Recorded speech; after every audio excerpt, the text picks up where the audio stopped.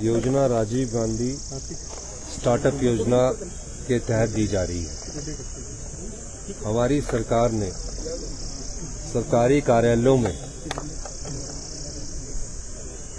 जो diesel engine की गाड़ियां उसको कम करने की दिशा में कदम उठाया। उसके लिए एक योजना सोची गई।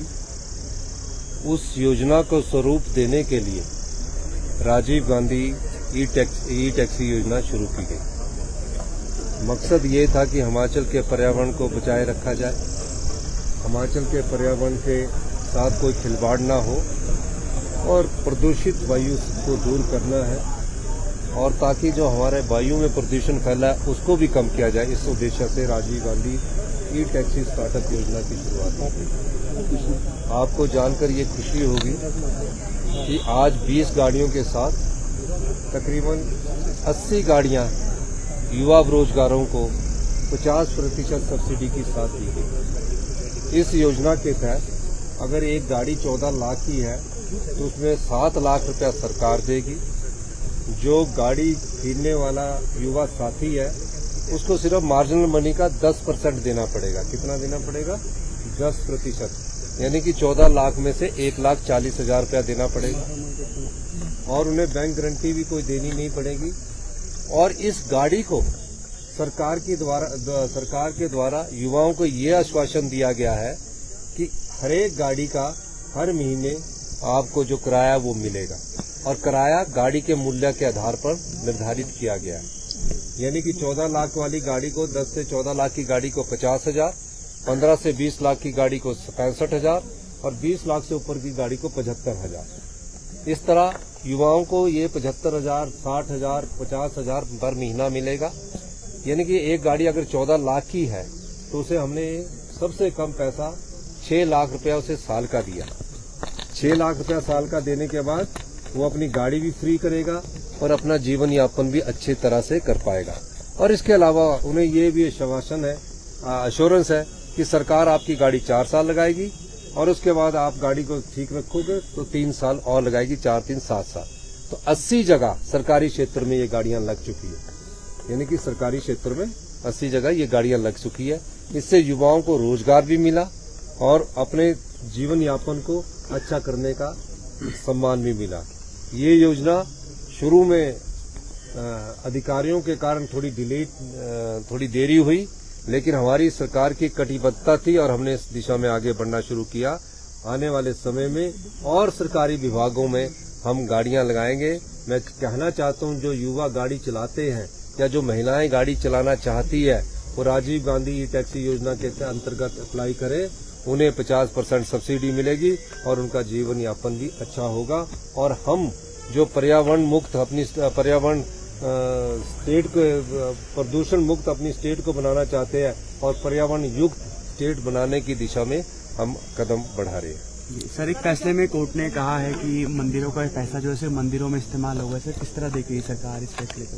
ठीक है, जो कोर्ट ने कहा ठीक कहा होगा। सर, शांता कुमार जी का बयान आया है कि विपक्ष को भी बुलाना चाहिए था, जो वीरभद्र सिंह की प्रतिमा अनावरण का कार्यक्रम। मैंने वो बयान देखा नहीं है। और बताइए सर, विपक्ष ने कल एक बयान दिया जो हाउस ऑफ लॉर्ड्स में आज समर्थन किया था। उन्होंने कहा कि वो एक प्राइवेट फंक्शन था और वहाँ ऑफिशियली जो है। देखिए, आपने अपनी अखबारों को भी देखा और हमारी स्टेटमेंट भी देखना। हाउस ऑफ लॉर्ड्स में इंडियन यूरोपियन यूनियन को मैंने संबोधित किया, वहाँ हाउस ऑफ लॉर्ड्स के भी सदस्य थे। अब हमारे इन बातों पर वो चर्चा करते हैं, उनको बोला पता कीजिए ना।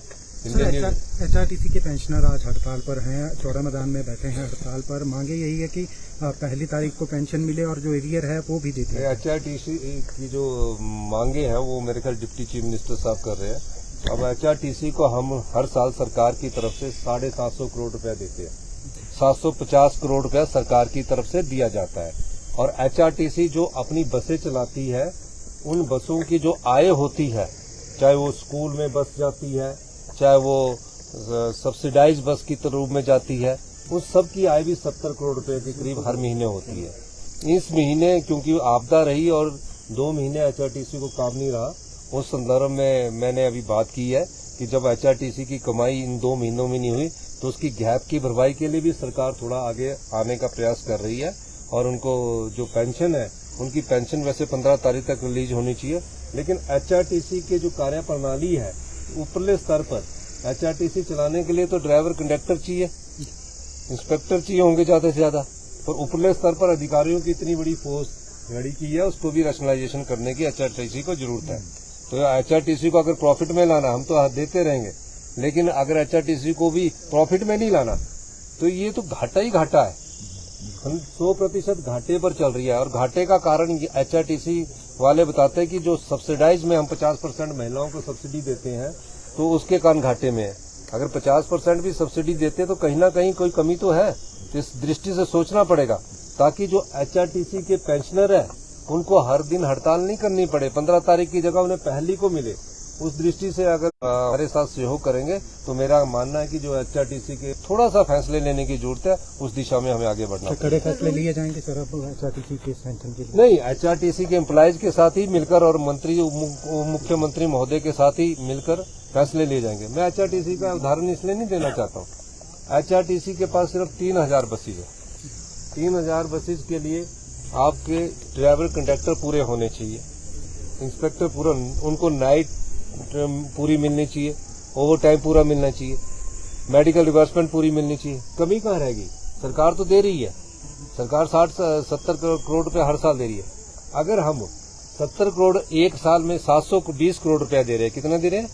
720, 60 करोड़ के हिसाब से कितना हो गया? हर महीने ग्रांट जाती है, 720 दे रहे हैं। एचआरटीसी जो अपनी कमाई करती है वो भी 60 करोड़ के करीब होगी, तो 120 करोड़ रुपया महीने का कमा रहे हैं, तो 1500 करोड़ रुपया 5 साल में हम 7500, हम सरकार की तरफ से 3000 करोड़ आएगा और 3000 करोड़ उनकी तरफ से आएगा, और 7000 करोड़ के लिए 3000 बसें चलाना कोई मुश्किल बात नहीं है। थोड़ा ठीक करने की जरूरत है, जो एचआरटीसी में